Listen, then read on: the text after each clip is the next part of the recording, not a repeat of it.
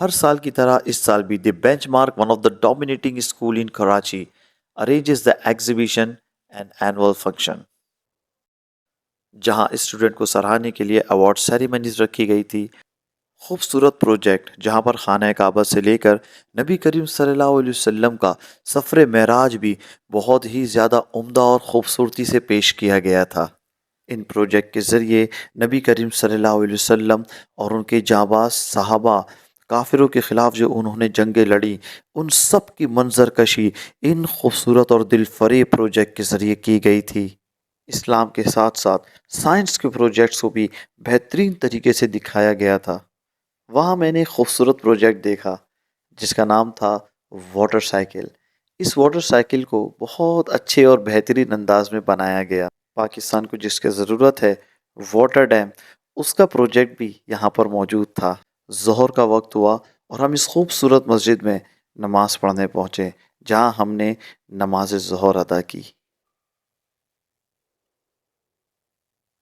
और यहाँ से शुरू होता है हमारा annual function 2025 with the exhibition.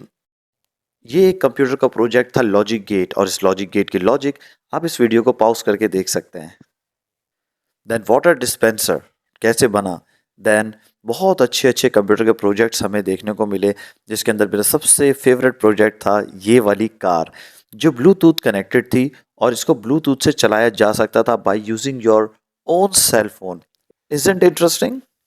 एक मिनी हॉस्पिटल का प्रोजेक्ट जिसके अंदर हम अपना heart rate, blood pressure, temperature, RBS, weight और बीएमआई चेक करवा सकते थे। हमने यहाँ कुछ इंटरेस्टिंग मैथ के प्रोजेक्ट्स भी देखे, और साइंस की तो बात ही मत करें। इतने साइंस के प्रोजेक्ट के सबसे ज़्यादा प्रोजेक्ट मुझे वहाँ पे साइंस के ही प्रोजेक्ट नज़र आए।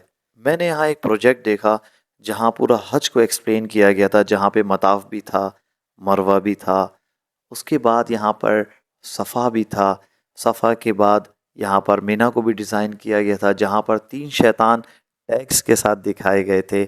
हमने अरफात का मैदान भी देखा। उस मैदान के बाद हमने मुज़दलिफ़ा भी देखा। हज तो कभी नहीं किया, लेकिन इन प्रोजेक्ट के ज़रिए कुछ सीखने को ज़रूर मिला। गार हिरा का प्रोजेक्ट देखा। गार हिरा वो जगह जहाँ नबी करीम सल्लल्लाहु अलैहि वसल्लम पर पहली वही हज़रत जिब्राइल अलैहिस्सलाम लेकर आए थे, और ये जगह जबलुल नूर भी कहलाता है। बैटल ऑफ हुनैन, जिस पे प्रॉफिट सल्लल्लाहु अलैहि वसल्लम ने हवाज़िन को शिकस्त दी, वो हवाज़िन जो बढ़ते हुए इस्लाम को देखकर बहुत ज़्यादा खौफज़दा थे। इस प्रोजेक्ट में फ़तेह मक्का दिखाया गया कि किस तरह नबी करीम सल्लल्लाहु अलैहि वसल्लम और उनके सहाबा ने मिलकर मक्के को फ़तह किया, और इस्लाम का झंडा फ़तेह मक्का के बाद मक्का में भी बुलंद हो गया। खैबर की जंग यहूदियों और मुसलमानों के दरमियान हुई, जिससे मुसलमानों को वाज़ेह फ़तह हासिल हुई, जिसमें हज़रत अली का बहुत अहम किरदार रहा। नबी करीम सल्लल्लाहु अलैहि वसल्लम और कुरैश के दरमियान होने वाले सुलह को सुलह हुदैबिया कहते हैं। स्टूडेंट्स बहुत अच्छे से इन खूबसूरत प्रोजेक्ट्स को रिप्रेजेंट कर रहे थे। इस प्रोजेक्ट में बहुत अच्छी तरीके से बैटल ऑफ ओहद की मंजरकशी की गई। इस प्रोजेक्ट के अंदर फायरवॉल के ज़रिए हम किस तरह अपने आप को और अपने राउटर को सिक्योर कर सकते हैं, ये बताया गया है। और इसी के बाद बिल्कुल एक अगला प्रोजेक्ट मैंने देखा जहां पर इंटरनेट सर्विस प्रोवाइडर किस तरीके से हमारे घर तक इंटरनेट पहुंचता है। And this one of the most interesting project of all levels. Fridge है जिसके अंदर ना वजन हर जगह हर लकड़ी में इक्वली डिवाइड हुआ है, और इसके अंदर वो ऐसा है कि जहाँ वजन इक्वल डिवाइड हुआ है, जिसकी वजह से ना ये अच्छा खासा वजन बेयर कर पा रहे हैं। ये बच्चे एक फंक्शन ऑफ ब्लड को रिप्रेजेंट कर रहे थे, और उसके बाद ये एक प्रोजेक्ट है जिसके अंदर हमें पता चलता है कि कोल्ड ड्रिंक के अंदर कितनी ज़्यादा चीनी का इस्तेमाल होता है जो हमारे लिए हार्मफुल है। फ्रॉक की लाइफ साइकिल दिखाता हुआ ये बच्चा ये मुस्कुरा नहीं रहा था, सो मैंने इससे कहा कि भाई थोड़ा सा मुस्कुरा दो। So he is smiling, it's look good. Then, और ये एक हॉरर मूवी में दिखाए जाने वाला हमेशा का स्केलेटन जिसको देखते ही बंदा खौफजदा हो जाए, और बच्चे इसको बहुत खुशी से देख रहे थे जैसे ये कोई ये कार्टून हो। और ये one of the most beautiful project of the day, water cycle, ये मुझे बड़ा खूबसूरत लगा हर तरह से। देन नेक्स्ट, ये वो प्रोजेक्ट है जिसको हम कहते हैं मॉडर्न एग्रीकल्चर सिस्टम, जिसके अंदर ड्रिप इरिगेशन के ज़रिए प्लांट के रूट्स तक पानी पहुंचाया जाता है, और इससे पानी का वेस्टेज बिल्कुल नहीं होता। ये प्रोजेक्ट मुझे बहुत अच्छा लगा।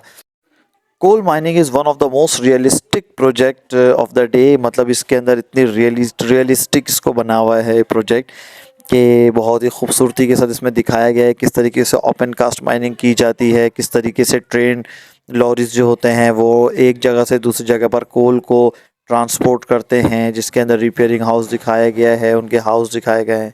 और ये प्रोजेक्ट कुछ ऐसा प्रोजेक्ट है कि अगर मैं इसको कहूँ कि अगर हम इसको रियल लाइफ में यूज़ कर सकते हैं तो बहुत ज़बरदस्त है। इट्स द कार्बन एब्जॉर्बर, जो हार्मफुल कार्बन जो है वो एब्जॉर्ब करता है और ट्रीटमेंट पाइप से बिल्कुल क्लीन एयर ये बाहर की तरफ निकालता है। हाँ, इस प्रोजेक्ट को स्पेशली कैमरामैन भी कवर कर रहे थे, जो दिखने में बड़ा खूबसूरत लग रहा था। दैन मगरिब का टाइम हुआ और सारे स्टूडेंट ने नमाज मगरिब अदा की, और मगरिब नमाज के बाद हम दोबारा प्रोजेक्ट की तरफ गए और दैन उस प्रोजेक्ट के अंदर हमने बहुत सारे पेरेंट्स को देखा जो क्वेश्चनिंग कर रहे थे स्टूडेंट्स से, और स्टूडेंट्स उनके भरपूर अंदाज में उसके आंसरिंग भी कर रहे थे।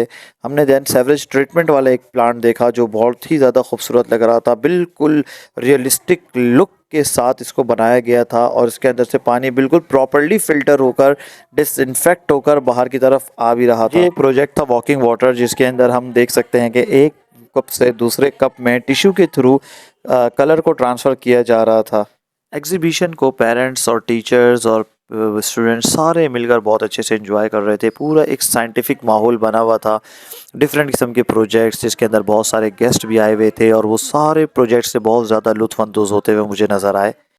क्वेश्चन और आंसर का इस तरह सिलसिला जारी रहा। काफ़ी सारे पेरेंट्स स्टूडेंट्स से बिल्कुल यूनिक टाइप के क्वेश्चंस पूछ रहे थे, और स्टूडेंट्स बहुत महारत के साथ उसका आंसर दे रहे थे। टीचर्स ने बहुत अच्छी प्रिपरेशन कराई थी और बहुत अच्छे से स्टूडेंट्स अपने प्रोजेक्ट को एक्सप्लेन कर पा रहे थे। मैं प्रोजेक्ट को लेकर बड़ा एक्साइटेड था और मैं काफ़ी घूमा भी, मैंने काफ़ी सारे प्रोजेक्ट को ऑब्जर्व भी किया, काफ़ी सारे स्टूडेंट्स से मैंने क्वेश्चन आंसर्स भी किया, और सारे आंसर मुझे बहुत ज़्यादा परफेक्शन के साथ स्टूडेंट्स ने दिए।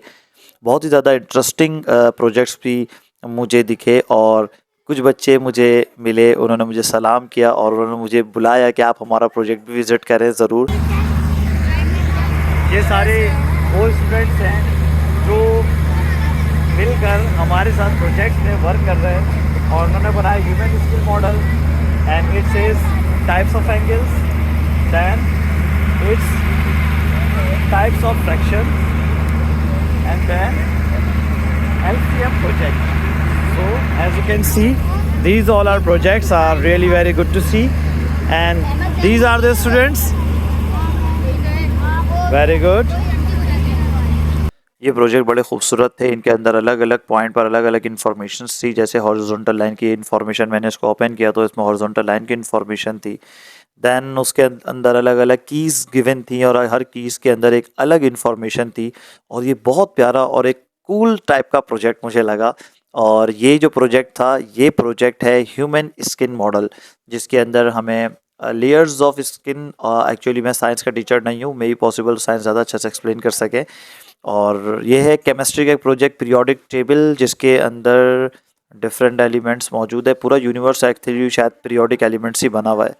इसमें मुसलमानों की एक अजीम सल्तनत उस्मानिया के बारे में इस प्रोजेक्ट में बताया गया है कि पहले सल्तनत उस्मानिया वर्ल्ड वॉर 1 से पहले कैसी थी, और वर्ल्ड वॉर 1 के बाद सल्तनत उस्मानिया का क्या हाल हुआ और वो कितने टुकड़ों में बढ़ गई। ये सब इसके अंदर इस प्रोजेक्ट के अंदर एक्सप्लेन किया गया है। देन हमने फोटोसिंथेसिस प्रोजेक्ट भी देखा। एंड फोटोसिंथेसिस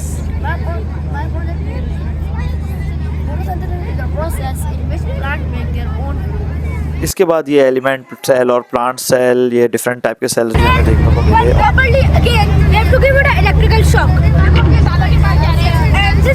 और इस बच्चे की एक्सप्लेनेशन पावर मुझे बड़ी ज़बरदस्त लगी। और इन्हीं इंटरेस्टिंग टॉपिक के साथ हमारा एग्जीबिशन टाइम ख़त्म हुआ और शुरू हुआ हमारा फंक्शन टाइम। फंक्शन की शुरुआत रेसिटेशन ऑफ कुरान से हुई।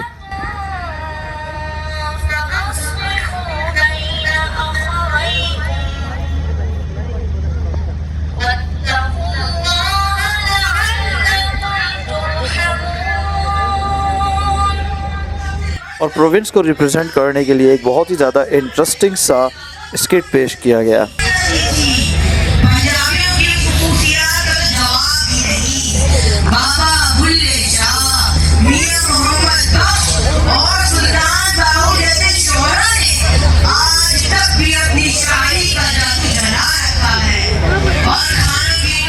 इस स्किट का मकसद ईमान और तकब्बुर के दरमियान फ़र्क को वाज़ेह करना था। मैं भाई को भाई से नहीं लगाता, मैं सिर्फ ये कहता हूँ वो दूसरे का फंक्शन से थोड़ा बाहर आके मैंने ड्रिंक ट्राई किया जो बहुत ही ज़्यादा टेस्टी थी। उसके बाद ये शवरमा, इसको देखते ही मुंह में पानी आ जाए। पराठे वाले भाई ने मुझसे पूछा कि यूट्यूब पे डालोगे? हाँ कौन सा यूट्यूब पे? बट डाल देंगे, वो बाद में पता चल जाएगा तो। गरम गरम पराठा हो और उसके साथ एक बेहतरीन सा बारबेक्यू ना हो, ये तो हो ही नहीं सकता।